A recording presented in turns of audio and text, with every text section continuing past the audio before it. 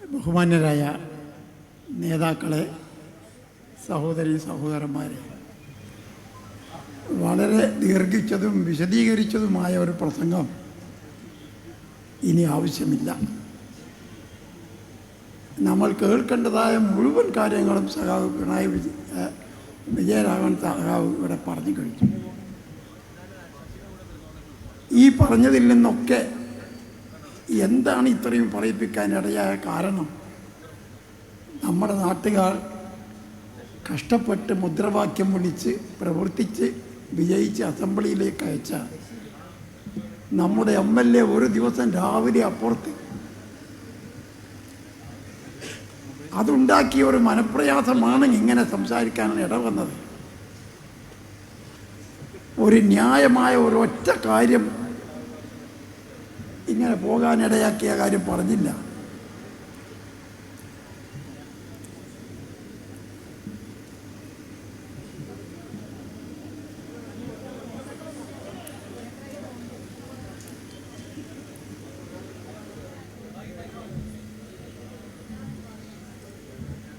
എന്താണ് ഇദ്ദേഹത്തിൻ്റെ ഉദ്ദേശം? ഞാൻ മനസ്സിലാക്കിയത് ഒറ്റ കാര്യമേ ഉള്ളൂ. കേരളത്തിൻ്റെ ചരിത്രത്തിൽ അത്ഭുതകരമായ ഒരു രാഷ്ട്രീയ മാറ്റമാണ് കഴിഞ്ഞ 10 കൊല്ലമായിട്ടുണ്ടായത്. 5 കൊല്ലത്തെ ഭരണം കഴിഞ്ഞ് സഖാവ് പിണറായി വിജയൻ്റെ നേതൃത്വത്തിൽ തെരഞ്ഞെടുപ്പിന് നേരിട്ടപ്പോൾ 99 അംഗങ്ങളുടെ ഭൂരിപക്ഷത്തോടു കൂടി ഗവൺമെൻറ് തിരിച്ചു വന്നു. 99 നമ്മൾ. അതിൽ 50 മാത്രമേ പോയുള്ളൂ. ഇപ്പോൾ 98 ഇപ്പോഴും ഉണ്ട്. ഈ 98 മെമ്പർമാർക്കും ഇല്ലാത്ത അഭിപ്രായമാണ് അൻവറിലുള്ളത്. ഞങ്ങൾ അത്ഭുതപ്പെട്ടു പോവുക. ഇനി നമ്മുടെ എതിരാളികളുടെ മനസ്സിലുള്ള ഭയം എന്താണെന്ന് അറിയാമോ? ഒരു കൊല്ലം കഴിഞ്ഞാൽ തെരഞ്ഞെടുപ്പ് വരും. ഇടതുപക്ഷ മുന്നണി അതിശക്തമായ ഭൂരിപക്ഷത്തോടു കൂടി തിരിച്ചു വരും. അതാണ് പേടി. അതെന്താണ് കാരണം? സഖ്യം വർദ്ധിപ്പിച്ചിട്ടോ വർഗീയത കളിച്ചിട്ടോ ഭീഷണിപ്പെടുത്തിയിട്ടോ അല്ല നമ്മൾ ജയിക്കുന്നത്. ജനങ്ങളുടെ വികാരങ്ങൾ മനസ്സിലാക്കി അങ്ങേയറ്റം വരെ അവർക്ക് സഹായകരമായ നിലപാട് സ്വീകരിച്ചു. ഈ 10 കൊല്ലത്തെ ഭരണത്തിനിടയ്ക്ക് 4.5 ലക്ഷം പാവപ്പെട്ടവന് വീടില്ലാത്തവന് വീട് കെട്ടിക്കൊടുത്തു. 5 ലക്ഷം ആളുകൾക്ക് ഭൂമിക്ക് പട്ടയം കൊടുത്തു. ഇതിലൊന്നും അൻവറിന് ആക്ഷേപമില്ലല്ലോ. പട്ടയം കൊടുത്ത് പോരാന്ന് അദ്ദേഹം പറഞ്ഞു. ഭൂമി പതിച്ചു കൊടുത്തത് ശരിയായില്ല എന്ന് പറഞ്ഞു. ഈ നിലമ്പൂർ മണ്ഡലത്തിൽ തന്നെ ആദിവാസികൾക്ക് ഇപ്പതാ വീട് കെട്ടിക്കൊടുക്കുന്നു, സ്ഥലം പതിച്ചു കൊടുക്കുന്നു. അങ്ങനെ ദുർബല ജനവിഭാഗങ്ങൾക്കും പിന്നോക്കം നിൽക്കുന്ന ആളുകളെയും പൊന്തിക്കുന്നതിന് വേണ്ടി ഇന്ന് വരെ ഉണ്ടായിട്ടില്ലാത്ത പ്രവർത്തനങ്ങളാണ് സഖാവ് പിണറായി വിജയൻ ചെയ്തു വന്നത്. നമ്മളെ സ്കൂളുകളിലൊക്കെ പാസ് കണ്ടിട്ടില്ല നിങ്ങൾ? 99% വിദ്യാർത്ഥികളാണ് ജയിക്കുന്നത്. അതും ഓരോ കുട്ടിക്കും 98% മാർക്കാണ് കിട്ടുന്നത്. ഈ മാർക്ക് ഇവിടെ മുമ്പുണ്ടായിരുന്നില്ലേ? ഈ സ്കൂളുകൾ ഉണ്ടായിരുന്നില്ലേ? അത് പിണറായി വിജയൻ്റെ ബുദ്ധിപരമായ പ്രവർത്തനം കൊണ്ട് വിദ്യാഭ്യാസ രംഗത്ത് അത്ഭുതകമായ മാറ്റമുണ്ടാക്കാൻ പ്രവർത്തിച്ചു. സംവിധാനങ്ങൾ ഏർപ്പെടുത്തി. കെട്ടിടങ്ങളൊക്കെ പുതുക്കി പണിതു. ചോർച്ച അവസാനിപ്പിച്ചു. ഒരിക്കലും ബുദ്ധിമുട്ടില്ലാത്ത വിധത്തിൽ എല്ലാ ക്ലാസ്സുകളും പഠിപ്പിക്കാൻ അധ്യാപകരെ നിയമിച്ചു. ശാസ്ത്ര സാങ്കേതിക വിദ്യ കുട്ടികളെ പഠിപ്പിക്കുന്നതിന് വേണ്ടി സിലബസിൽ ഉൾപ്പെടുത്തി. ഈ 10-9 കൊല്ലത്തിനിടയ്ക്ക് സ്കൂൾ ആരംഭിക്കുമ്പോൾ പുസ്തകം കിട്ടിയിട്ടില്ല എന്നൊരാക്ഷേപം ആരെങ്കിലും പറഞ്ഞോ? എവിടെങ്കിലും ഉണ്ടായ ഒരാക്ഷേപം? അങ്ങനെ ആയിരുന്നു ഉമ്മൻചാണ്ടിയുടെ ഭരണകാലത്ത്. ഞാനതൊന്നും ഇപ്പോൾ പറയുന്നില്ല. നമ്മുടെ ജീവിതത്തിലെ അങ്ങേയറ്റം വരെ എല്ലാം ഹൃദയസ്പർശിയായ ബന്ധമാണ് അദ്ദേഹം സ്ഥാപിച്ചത്. നമ്മുടെ ഏത് സമയത്തും ദൗർബല്യങ്ങൾ വരുമ്പോൾ പട്ടിണി കിടക്കുന്ന സ്ഥിതി കേരളത്തിൽ ഉണ്ടായിട്ടില്ലല്ലോ. സിവിൽ സപ്ലൈസ് മുഖേന അരി വിതരണം സുന്ദരമായി നടക്കുന്നില്ലേ? എവിടെയെങ്കിലും അരി കിട്ടിയിട്ടില്ല എന്നുള്ള ആക്ഷേപമില്ലല്ലോ. ഇങ്ങനെ ഓരോ വിഷയങ്ങളും എടുത്ത് പരിശോധിച്ച് നോക്കൂ. ഇതിലൊന്നും അദ്ദേഹത്തിന് ആക്ഷേപമില്ല. അദ്ദേഹം പറഞ്ഞ ആഭ്യന്തര പോലീസ് ഭരണം തകർന്നിരിക്കുന്നു എന്നാണ്. നിങ്ങൾ ആലോചിച്ച് നോക്ക്. ഇന്നലെ പോലും മിഞ്ഞാന്ന് രാത്രി നമ്മുടെ സാഹിത്യകാരനായ MT വാസുദേവൻ നായരെ വീട്ടിൽ നിന്ന് 30 പവൻ കളവ് പോയി. മിഞ്ഞാന്ന് രാത്രി. ഇന്നലെ 12 മണിയാവുന്നതിന് മുമ്പ് ആ 2 പ്രതികളെയും പിടിച്ചു, 30 പവനും എടുത്തെഴുതു, പോലീസ് സ്റ്റേഷനിൽ എത്തിച്ചു. തൃശ്ശൂർ വന്നിട്ട് വടക്കേ ഇന്ത്യക്കാർ ബാങ്കിൻ്റെ ATM ഖജനാവ് കുത്തിപ്പൊളിച്ച് കട്ട് പണവുമായിട്ട് പോയി. 24 മണിക്കൂർ കൊണ്ട് അറസ്റ്റ് ചെയ്ത് കോടതിയിൽ ഹാജരാക്കി. ഫോട്ടം കാണണോ? ഇതാ ഈ 5 കള്ളന്മാരെയും പിടിച്ചു കൊടുത്തു. 5 എണ്ണം. ഏത് വിധത്തിലാണ് പിടിക്കാത്തത്? ആഭ്യന്തര ഭരണത്തിന് എന്താ ഇവിടെ കുഴപ്പം? അൻവർ കണ്ട ഒരൊറ്റ കുഴപ്പം മാത്രമേ ഉള്ളൂ. അതെന്താണെന്നറിയോ? കള്ളക്കടത്ത് പൊന്നു കടത്തുകാരെ പിടിക്കണ്ടേ? അദ്ദേഹം TV ചാനലിൽ പ്രദർശിപ്പിച്ചുകൊണ്ട് ഒരു ഓഡിയോ കാണിച്ചു. ഒരു കാരിയറിൻ്റെ ഫോട്ടോ, ഒരാൾ ഇരിക്കുന്നു ഒരു കുട്ടിയായിട്ട്. കാരിയറെ കയ്യിൽ നിന്ന് പോലീസ് പണ്ടം പിടിച്ചുകൊണ്ടേയി, ആ സ്വർണം പിടിച്ചുകൊണ്ടേയി, തിരിച്ചു കൊടുത്തില്ല എന്നാണ് പറയുന്നത്.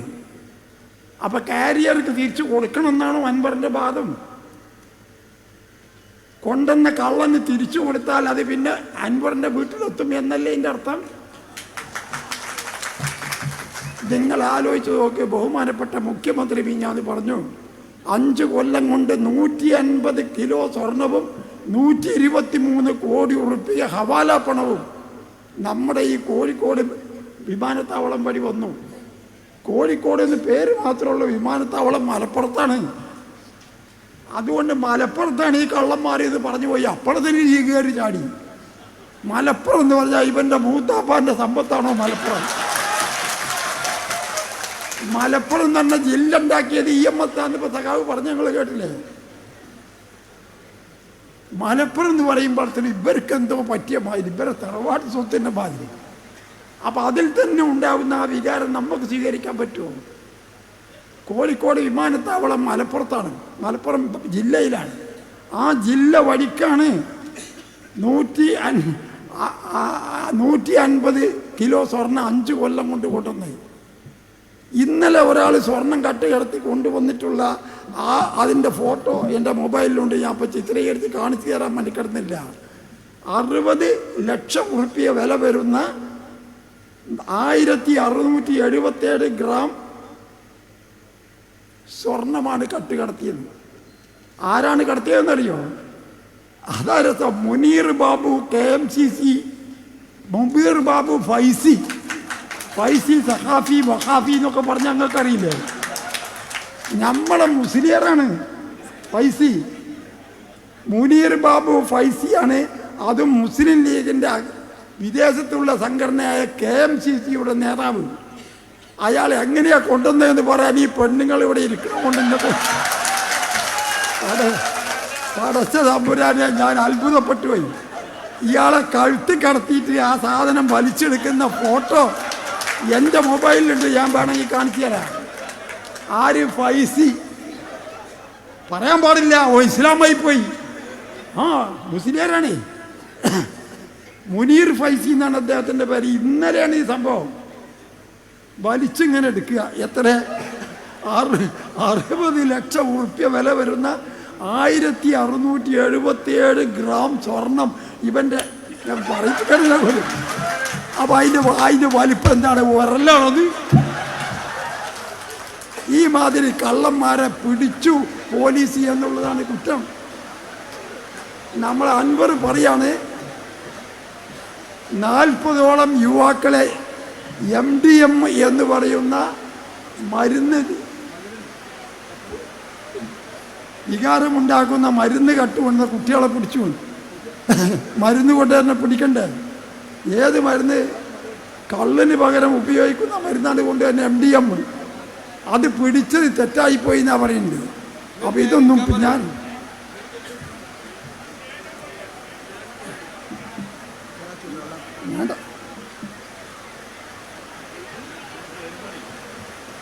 അപ്പോൾ ഇതൊന്നും ഞാൻ വിശദീകരിച്ച് പറയുന്നില്ല, മടിയും വന്നതുകൊണ്ട്. അത്ഭുതകരമായ ഒരു സംഭവമാണ്. അദ്ദേഹം നമ്മുടെ ജില്ലാ സെക്രട്ടറി EN മോഹൻദാസിനെ പറ്റി പറയാണ്, നിസ്കരിക്കാൻ സമ്മതിച്ചില്ല. ഇവരാരാ ശേഖത്തുള്ളേ? നിസ്കാരം എന്താണെന്ന് അറിയോ അയാൾക്ക്? നിസ്കരിക്കാൻ സമ്മതിച്ചില്ല നമ്മുടെ സെക്രട്ടറി. ഞാൻ ചോദിക്കട്ടെ, 42 കൊല്ലമായി കമ്മ്യൂണിസ്റ്റ് പാർട്ടിയുടെ അനുഭാവിയായി തുടങ്ങി മെമ്പറായി സംസ്ഥാന കമ്മിറ്റി അംഗമായി ഞാൻ നിൽക്കുന്നു. 1982 ഞാൻ പാർട്ടി മെമ്പർഷിപ്പ് എടുക്കുന്നത്. 87 പാർട്ടി എന്നെ മന്ത്രിയാക്കിയത്.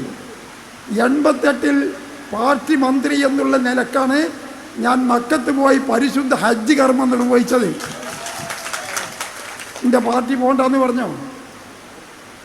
അങ്ങനെ കഴിഞ്ഞ 10-40 കൊല്ലത്തിനിടയ്ക്ക് പല സന്ദർഭങ്ങളിലായി 9 പ്രാവശ്യം ഉംറ കഴിച്ച മെമ്പറാണ് ഞാൻ പാർട്ടിയിൽ. ഉംറ പാടില്ല എന്ന് പറഞ്ഞോ പാർട്ടി? അൻവറിന് നിൽക്കാറ് കണ്ടപ്പോഴത്തിന് മോഹൻദാസിന് ബേജാറായി. ഇവനെങ്ങാനും പൊന്തിയെങ്കിലോ എന്ന് വിചാരിച്ചിട്ട്. ഈ എന്തൊരു കഷ്ടപ്പാട്. വേറെ എന്ത് കുറ്റമായി പറഞ്ഞോ? വർഗീയവാദം മോഹൻദാസിനെ പറ്റി പറയാൻ പാടില്ലോ? അയാൾ ഏത് മോഹൻദാസ് പറഞ്ഞു? ഇനി അതുമല്ല, എവിടുന്നാണ് മോഹൻ പറഞ്ഞത്? പാർട്ടി ഓഫീസിൽ, ജില്ലാ കമ്മിറ്റി ഓഫീസിൽ അൻവർ വരാറില്ല. പിന്നെ ഇവ നിസ്കരിക്കാൻ പറഞ്ഞ പള്ളിയിൽ മോഹൻദാസ് കയറിയിട്ടാണോ പറയുന്നത്? പള്ളിയിൽ അല്ലാഹു അക്ബർ വേണ്ട നിസ്കരിക്കണ്ട മോഹൻദാസ്. അൻവറെ, വിവരല്ലെങ്കിൽ ഇല്ല എന്നുള്ള ബോധമെങ്കിലും വേണം. ഈ തരത്തിൽ ആളുകളെ കളിയാക്കി, ഈ തരത്തിൽ അപമാനിക്കരുത് ജനങ്ങളെ. ഇദ്ദേഹത്തെ ഏതോ ഒരു ദുർബല നിമിഷത്തിൽ ഇങ്ങനെ വന്നുപോയി. ഞാൻ 25 കൊല്ലം കോൺഗ്രസിൻ്റെ പ്രവർത്തകനായി പ്രവർത്തിച്ച് കുറ്റമില്ലാതെ പ്രവർത്തിച്ചിട്ടാണ് ഞാനത് വിട്ടുപോകുന്നത്. യൂത്ത് കോൺഗ്രസിൻ്റെ ജില്ലാ സെക്രട്ടറി ആയിരുന്നു, KSUവിൻ്റെ ജില്ലാ പ്രസിഡൻ്റായിരുന്നു, INTUCയുടെ താലൂക്ക് വൈസ് പ്രസിഡൻ്റായിരുന്നു. 18 കൊല്ലം KPCC മെമ്പറാണ് ഞാൻ. 4 കൊല്ലം DCC പ്രസിഡൻ്റാണ്. എന്തെങ്കിലും ഒരു കുറ്റം പറയാനുണ്ടോ പാർട്ടിക്ക്? ഞാൻ പോന്നിട്ട് എന്നെ പുറത്താക്കിയെന്ന് കോൺഗ്രസ് പറഞ്ഞിക്കണോ? ഞാൻ രാജിവെച്ചു എന്ന് പറഞ്ഞിക്കണോ? അപ്പം നിങ്ങൾ വിചാരിക്കും ഇപ്പോൾ വേണമെങ്കിൽ ആണ് കയറാമെന്ന്. ഞാൻ എന്നെ പുറത്താക്കിയിട്ടില്ല. അങ്ങനെയാണ് ഇത്. ഈ അൻവർ ഇവിടെ മെമ്പർഷിപ്പ് ഇവിടെ മത്സരിക്കുന്നതിന് മുമ്പ് ഏത് പ്രവർത്തനമാണ് നടത്തിയത്? ഏത് പാർട്ടിയിലാണ് ഉണ്ടായിരുന്നത്? അതൊന്നും പിന്നെ കൊണ്ട് പറയിക്കേണ്ട. വേറെ ദുഃഖകരമായ പല സംഗതിയും പറയാനുണ്ട്. അതൊരു അബദ്ധം പറ്റി എന്ന് വേണമെങ്കിൽ പറയാം. റിയൽ എസ്റ്റേറ്റ് കച്ചവടം, കള്ളക്കടത്തുകാരെ സഹായിക്കുന്ന ഏർപ്പാട് പിടിക്കാൻ പാടില്ല എന്നല്ല എപ്പോഴും പറയുന്നത് പോലീസിനോട്. പിടിക്കാൻ പാടില്ല എന്ന് പറഞ്ഞാൽ അതിനെ സഹായിക്കുക.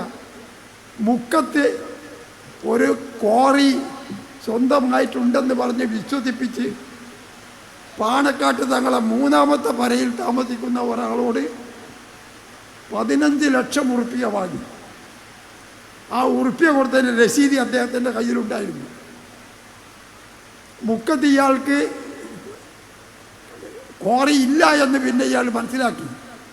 ക്വാറിയിൽ മെമ്പർഷിപ്പും കൊടുത്തില്ല, പണം തിരിച്ചും കൊടുത്തില്ല. അയാൾ കേസ് കൊടുക്കാൻ വക്കീലെന്നുള്ള നിലക്കാണ് എൻ്റെ അടുത്ത് വന്നത്. അപ്പം ഞാൻ പറഞ്ഞു, ഞാനിപ്പോൾ കോടതിയിൽ പോകാറില്ല, ഞാൻ മതിയാക്കി. ഞാൻ വേറൊരു വക്കീലിനെ ഏൽപ്പിച്ചു കൊടുത്തു. ആ വക്കീൽ മുഖേന മലപ്പുറം മഞ്ചേരി കോടതിയിൽ കൊടുത്ത കേസ് ഇപ്പോഴും തീരുമാനമായിട്ടില്ല. ഇതായിരുന്നു ഇദ്ദേഹത്തിൻ്റെ അന്നത്തെ പണി. ഈ പണിയിക്കുന്ന ആളാണ് നമ്മളെ അഴിമതി പറയുന്നത്. ആഭ്യന്തര വകുപ്പ് പോലീസ് തകർന്നു എന്ന് പറയുന്നത്. പോലീസിൽ തെറ്റ് ചെയ്തവരുണ്ടാവും. അതിന് മുഴുവൻ പോലീസുകാരും പറയാണ് 24 മണിക്കൂർ കൊണ്ടാണ് ഇപ്പോൾ പിടിക്കണേ. ഞാൻ ചോദിക്കട്ടെ, കേരളത്തിൽ എവിടെയെങ്കിലും ഒരു വർഗീയ കലാപം ഉണ്ടായോ? ബേപ്പൂർ മണ്ഡലത്തിലല്ലേ വലിയ അത്ഭുതകരമായ കലാപം ഉണ്ടായത്. പാലക്കാട് പട്ടണത്തിനകത്ത് വർഗീയ കലാപം ഉണ്ടായല്ലോ കോൺഗ്രസ്സുകാർ ഭരിക്കുന്ന കാലത്ത്. ലീഗും കോൺഗ്രസും ഭരിക്കുമ്പോൾ ബേപ്പൂരുണ്ടായി, അവിടെ ഉണ്ടായി, തിരുവനന്തപുരത്തുണ്ടായി. ഈ 9 കൊല്ലത്തിനിടയ്ക്ക് ഏതെങ്കിലും ഒരു വാർഡിൽ 2 സമുദായങ്ങൾ തമ്മിൽ സംഘർഷമുണ്ടാകാൻ തുടങ്ങി അവിടെ അടിച്ച് ശരിയാക്കി കളയും. ഇത്ര സമാധാനപരമായ ഒരു അന്തരീക്ഷത്തിൽ ജീവിക്കാൻ പിണറായി വിജയൻ്റെ ഈ 10 കൊല്ലക്കാലം നമുക്ക് സാധിച്ചില്ലേ? എന്ത് ക്രമസമാധാനം തകർന്നു എന്ന അൻവർ പറയുന്നത്? എവിടെയാണ് അഴിമതി? ഒരു ഒറ്റ കള്ളത്തരം പഠിച്ച് ചൂണ്ടിക്കാണിച്ച് തരാൻ സാധിക്കുമോ? നിസ്കരിക്കാൻ സാധിച്ചില്ല എന്നുള്ളൊരു വല്ലാത്തൊരു ബേജാറ് മൂപ്പർക്ക്. ആ ജാതി കള്ളത്തരം പറഞ്ഞ് ഇവിടെ മതവികാരം ഉണ്ടാക്കാനാണ് ഈ നിസ്കരിക്കാൻ കഴിയുന്നില്ല, അതിന് പാർട്ടി അനുവദിച്ചില്ല, ഇതൊക്കെ പറയേണ്ടി. ഇങ്ങനെ മതത്തെ കൊണ്ട് കച്ചവടം ചെയ്തിട്ട് കമ്മ്യൂണിസ്റ്റ് പാർട്ടിയെ ഒറ്റപ്പെടുത്താമെന്നല്ലേ നിങ്ങളെ വിചാരം? മതവർഗീയ വികാരം ഇളക്കി വിട്ട് മനുഷ്യർ തമ്മിൽ അടുപ്പിക്കുന്ന സമ്പ്രദായത്തെ അനുകൂലിക്കാൻ നിവൃത്തിയില്ല എന്നതല്ലേ കമ്മ്യൂണിസ്റ്റ് പാർട്ടിയുടെ നയം. അതിനെ തകർക്കാനാണ്. ഇപ്പം ഞാൻ തൃശ്ശൂർ BJP സ്ഥാനാർത്ഥി ആദ്യമായിട്ട് ജയിച്ചു. കമ്മ്യൂണിസ്റ്റും BJP ബന്ധം കൊണ്ടാണോ ജയിച്ചത്? അപ്പം നമ്മളെ വോട്ടല്ലേ കുറയണ്ടേ? നമ്മളെ സ്ഥാനാർത്ഥിക്ക് 16,600 വോട്ട് കൂടുതലാണ്. കോൺഗ്രസിലെ കരുണാകരൻ്റെ മകൻ മുരളീധരനെ വടകരയിൽ നിന്ന് ക്ഷണിച്ചു കൊണ്ടുവന്ന് ഉറച്ച സീറ്റാണ് പറഞ്ഞ് നിർത്തിച്ചു. അവിടുത്തെ DCCയുടെ പ്രസിഡന്റായിരുന്നു ആദ്യത്തെ സ്ഥാനാർത്ഥിയായി ജയിച്ച MP. അദ്ദേഹം പിന്നെ അനങ്ങിയിട്ടില്ല. വോട്ട് എണ്ണി നോക്കുമ്പോൾ 78,000 വോട്ട് കോൺഗ്രസിൻ്റെത് കാണാനില്ല, ആ BJPക്ക് അവിടുത്തെ. എന്നിട്ട് കുറ്റം ഞമ്മക്ക്. BJPനെ ജയിപ്പിച്ചത് നമ്മളെ. തൃശ്ശൂർ പൂരം കലങ്ങിയതോ അത് തോന്നിവാസികൾ തെറ്റ് ചെയ്തിട്ടുണ്ടാവും. അത് നടപടിയെടുത്തതിൽ പോരായ്മ ഉണ്ട് എന്ന് കണ്ടാൽ ഞങ്ങൾ നടപടിയെടുത്തോളാം എന്ന് പാർട്ടി പറഞ്ഞിട്ടുണ്ട്. സഖാവ് വിജയരാഘവൻ വ്യക്തമായിട്ട് പറഞ്ഞു. ആ ADGPനെ നടപടിയെടുത്തില്ല എന്നാണ് ഇവൻ്റെ ആക്ഷേപം. ADGP, DGP, collector, deputy collector, secretary ഇവരൊക്കെ IAS, IPS കാഡറിലുള്ളവരാണ്. അവരെ സംസ്ഥാന ഗവൺമെൻറ്റിന് നടപടിയെടുക്കാം. എങ്ങനെ വേണം? വിശദീകരണം ചോദിക്കണം. ആ വിശദീകരണം തൃപ്തിയല്ലെന്ന് കണ്ടാൽ അന്വേഷണം വെക്കണം. ഡിപ്പാർട്ട്മെൻറ്റ് അന്വേഷണം. അതിൽ നിന്നും പൂർണ്ണമായിട്ട് ആ ഡിപ്പാർട്ട്മെൻറ്റ് അന്വേഷണം DGP നടത്തിയിട്ട് റിപ്പോർട്ട് കൊടുത്തു. ഇത് വിജിലൻസ് അന്വേഷണം വേണമെന്ന്. അതും ഓർഡറാക്കി കൊടുത്തു. വിജിലൻസ് അന്വേഷണം മിഞ്ഞാന്ന് രാവിലെ വന്നു. വൈകുന്നേരം 9 മണിയായപ്പോൾ തന്നെ ADGPയെ പറഞ്ഞയച്ചു. ഒപ്പുന്ന്. അത് മാത്രമാണ് അൻവറിൻ്റെ കേസെങ്കിൽ ADGP പോയല്ലോ. ഒന്നപ്പോൾ തിരിച്ചു വന്നപ്പോൾ ഇവിടെ കയറ്റണം. ഇവിടുന്ന് നേരെ വണ്ടി കയറി കോൺഗ്രസ് ചെന്നപ്പോൾ എമ്മത്തന്മാരുടെ വളപ്പ് കടത്തൂല എന്ന് പറഞ്ഞ് കാട്ടിവിട്ടു. പിന്നെ ലീഗുകാരനെ പിടിച്ചിട്ട് ഇവിടുത്തെ നമ്മുടെ ഇടക്കരെന്ന് പറഞ്ഞ ലീഗുകാരനെ കൊണ്ടൊരു പ്രസ്താവന കൊടുപ്പിച്ചു. പിറ്റേന്ന് കുഞ്ഞാലിക്കുട്ടി പറഞ്ഞു പ്രസ്താവന വരാൻ പറ്റേ, ഞമ്മക്കിപ്പോൾ വേണ്ട. അപ്പം ലീഗിനും വേണ്ട, കോൺഗ്രസിനും വേണ്ട, നമ്മളെ വിട്ടുകയും ചെയ്തു. അപ്പോഴാണ് മേപ്പെട്ട് പൊന്തിയത് മധുരാശിക്ക്. പണ്ട് നമ്മളൊക്കെ നാട്ടിൽ വാടി വിട്ടുപോലും മധുരാശിക്കും ബോംബായിക്കുമാണ്. മധുരാശി എന്ന് DMKനെ കണ്ടപ്പോൾ DMK അവിടുന്ന് പറഞ്ഞു കമ്മ്യൂണിസ്റ്റ് പാർട്ടി ഞങ്ങളും സഖ്യകക്ഷികളാണ്, ഇവിടെ വേറെ എല്ലാ സ്ഥലത്തും ഇവിടെ എന്നെ കയറ്റൂല, പുറത്തെന്ന് പറഞ്ഞു. അപ്പം യാതൊരു നിവൃത്തിയില്ല, DMKയും കൂട്ടാൻ കിട്ടിയില്ല. അപ്പം ചെയ്ത പണി എന്താ അറിയോ? സ്വന്തമായിട്ടൊരു പാർട്ടി ഉണ്ടാക്കി, അതിൻ്റെ പേര് DMK എന്നാക്കി. മധുരാശിയിലെ DMK ദ്രാവിഡ മുന്നേറ്റ കഴകം എന്നാണ്. ആ പേര് ഇവനിട്ട കോടതിയിൽ കേസ് വരും. അപ്പം എന്ത് ചെയ്തു? Democratic movement in Kerala, DMK. അൻവരെ ഇതൊക്കെ ആരോടാണ് ഈ കളിക്കുന്നത്? ഇത്രയൊക്കെ വിവരമില്ലാത്തവരാണ് കേരളത്തിലെ ആളുകൾ എന്ന് വിചാരിച്ചു ഞങ്ങൾ? ഇതൊക്കെ നമ്മളെ കേരളത്തിലാണോ ഈ കളിക്കുന്നത്? ഇതിനെപ്പറ്റി ഒരു വിവരമില്ലാഞ്ഞിട്ടല്ല, കള്ളത്തരം കാണിക്കുക. ഇതൊന്നും അറിയാതെ അവിടെ ഒരു പരിപാടിക്ക് പോയി മടങ്ങി വരുമ്പോൾ എൻ്റെ സഹോദരി ആയിഷാത്താരെ ഒരു വിടക്ക് അവിടെ കയറ്റി ഒന്ന് കാണാൻ നമ്മളെ MLA കയറി കണ്ട ഉടനെ ഇവൻ്റെ ഈ കഥകളൊന്നും ആയിഷാത്താക്ക് അറിയില്ല.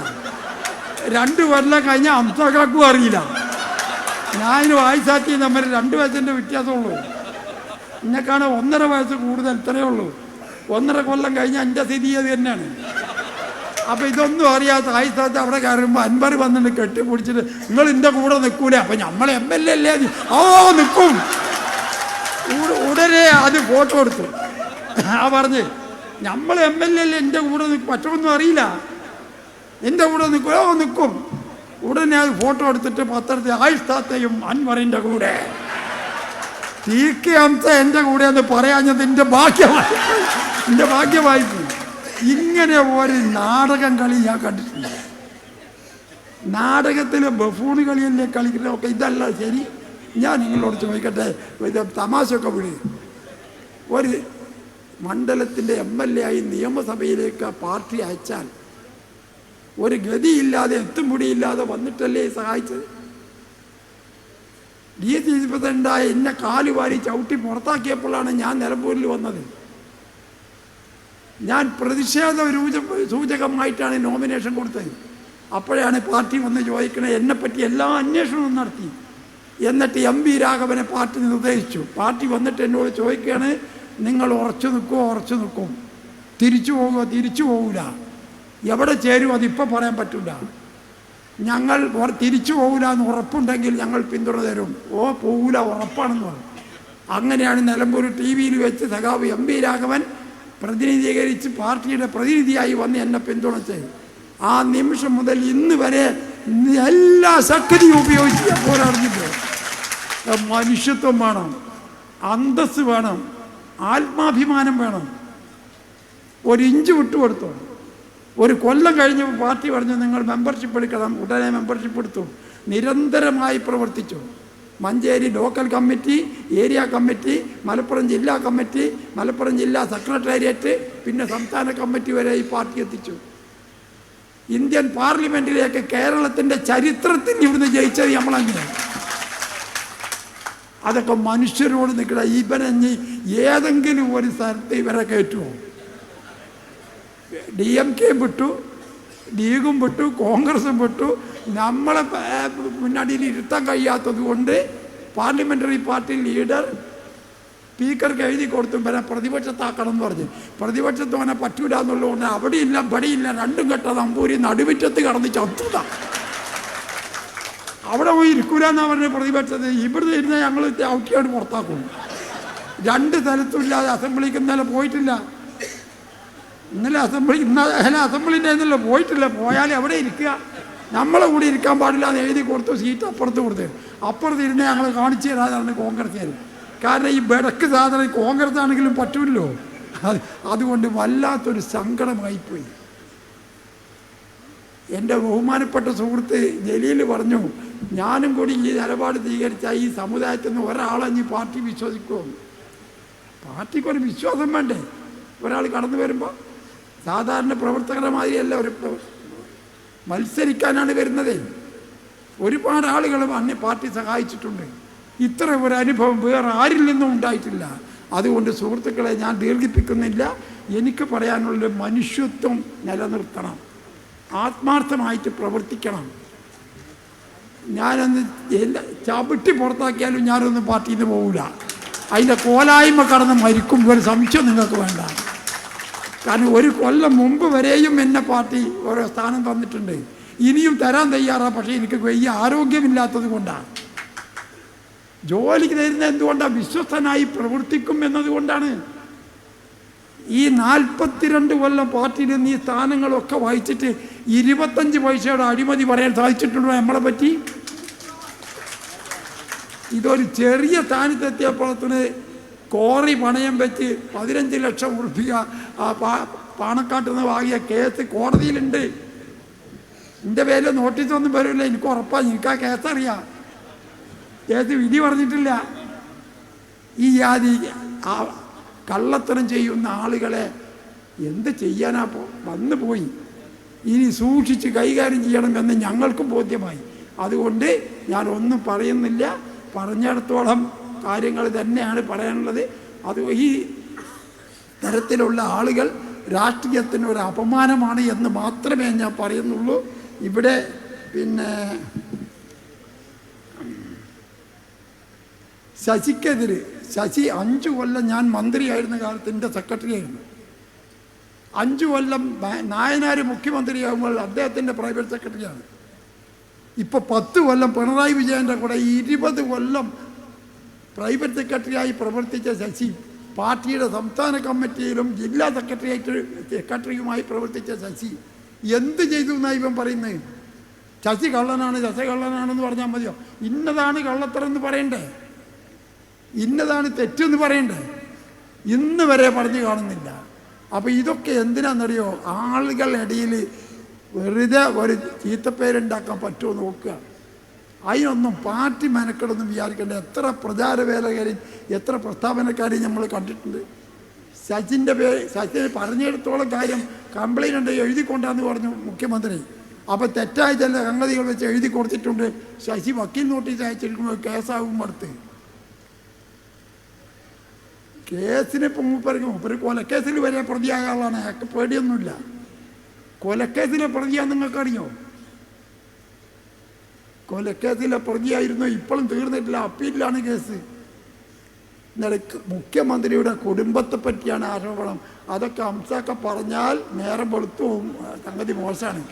കുടുംബകാര്യമൊന്നും പറയണ്ട. എനിക്കൊരുപാട് കാര്യങ്ങൾ അറിയാം, അതിലേക്കൊന്നും ഞാൻ പോകില്ല. എനിക്ക് എൻ്റെ നില വെച്ചിട്ട് പറയുന്ന വിഷമമാണ്. മുഖ്യമന്ത്രിയുടെ കുടുംബം, മുഖ്യമന്ത്രിയുടെ വ്യക്തിത്വം, ഇത് എന്തെല്ലാം പറഞ്ഞു നോക്കി. നമ്മൾ എതിരാളികൾ RSSകാരും BJPക്കാരും കോൺഗ്രസ്സുകാരും ഒക്കെ മുഖ്യമന്ത്രിയെ ഇന്ന് വരെ ഒരു പോറലേൽപ്പിക്കാൻ സാധിച്ചിട്ടുണ്ടോ? മുഖ്യമന്ത്രിക്കെതിരായിട്ട് പല ആരോപണങ്ങളും കെട്ടിച്ചമച്ച് പ്രചരിപ്പിച്ച് നോക്കില്ല. അന്നും ഒക്കെ പിണറായി വിജയൻ പറഞ്ഞു, മടിയിൽ കനമുണ്ടെങ്കിലേ വഴിയിൽ പേടിയുള്ളൂ. ഒന്നുമില്ലാത്തവനെ എന്ത് നഷ്ടപ്പെടാൻ? മടിയിൽ ഒരു കനമല്ല, അതുകൊണ്ട് വഴിയിൽ പേടിക്കില്ല മുഖ്യമന്ത്രി. ആ മുഖ്യമന്ത്രിയുടെ നേതൃത്വത്തിൽ അടുത്ത 3ാം ഇടതുപക്ഷ മുന്നണി ഗവൺമെൻറ് കേരളത്തിൽ വരാൻ വേണ്ടിയുള്ള പോരാട്ടത്തിൽ ധീരമായി മുന്നോട്ട് പോവുക എന്ന് എല്ലാവരോടും അഭ്യർത്ഥിച്ചുകൊണ്ട് ഞാൻ അവസാനിപ്പിക്കുന്നു. അഭിവാദ്യങ്ങൾ.